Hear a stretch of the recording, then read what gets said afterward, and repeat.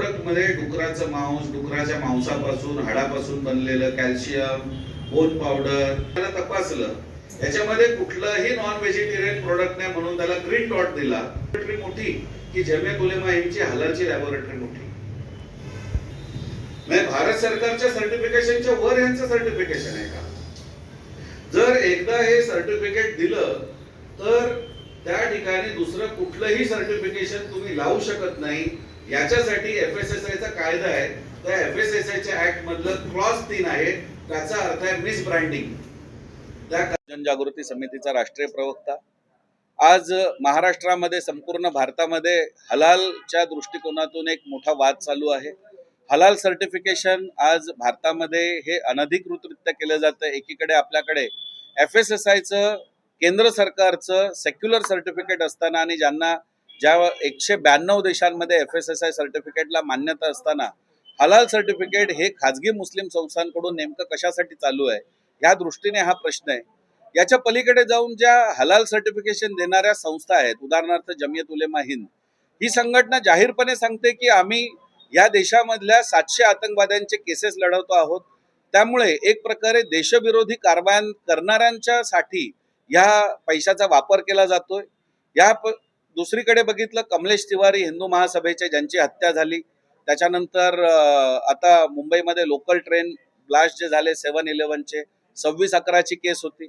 या सगळ्या आतंकवादी कारवायांमध्ये किंवा पुण्याच्या जर्मन बेकरी बॉम्ब ब्लास्टची केस आहे, या सगळ्या प्रकरणांमध्ये अटक झालेल्या आतंकवाद्यांना जर मदत करण्यासाठी किंवा लिगल सपोर्ट देण्यासाठी हलालचा पैसा वापरला जात असेल तर हे देशद्रोही किंवा देशविरोधी काम आहे.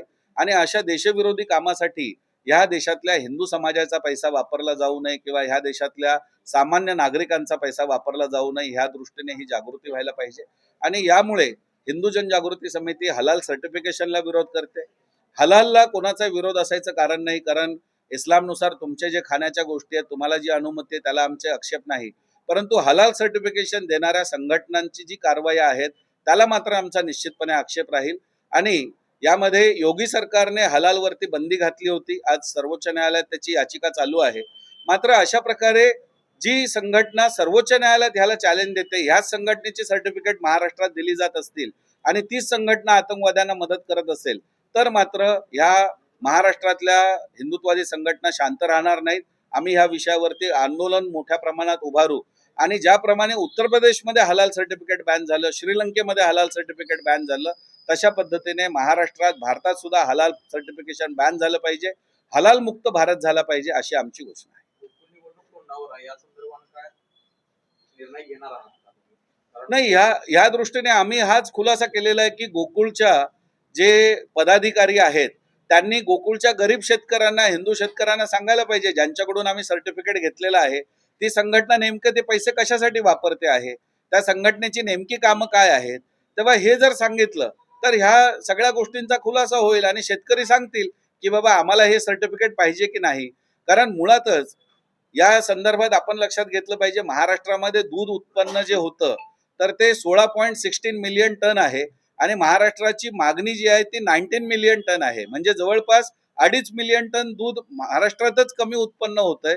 तर अशा स्थितीमध्ये विदेशात पाठवायची गरज काय? महाराष्ट्रातल्या लोकांना तुम्ही उपाशी ठेवून दुधासाठी विदेशात व्यवसाय कशाला करायचा आणि त्यासाठी हलाल सर्टिफिकेट मागणाऱ्या देशांशीच व्यवहार का करायचा आहे, हा सगळ्यात महत्वाचा प्रश्न आहे.